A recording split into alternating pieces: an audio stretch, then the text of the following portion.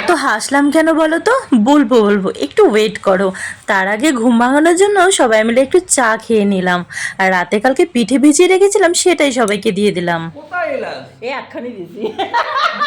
কালকে ভাগনা বলেছিল পিঠে ভেজানো খাবে, তো আমি পিঠে ভিজিয়ে রেখেছিলাম। আর আমি না এলাচ দিতে একদম ভুলে গেছি। আমার হাতের কাছে একটাই এলাচ ছিল, আমি সেটাকে থেতো করে দিয়ে দিয়েছি। সেটাই আমার ভাগনা বলছিল এলাচ কোথায়, তাই আমি বলেছি একটাই দিয়েছি। তাই এত হাসাহাসি করলাম। বড় বৌমা কেটে দিচ্ছে সব সবজিগুলো, আর মেজো বৌমা লতিগুলো ছাড়িয়ে দিচ্ছিল। তারপর ও বাচ্চাদের একটু ম্যাগি করে দিলাম।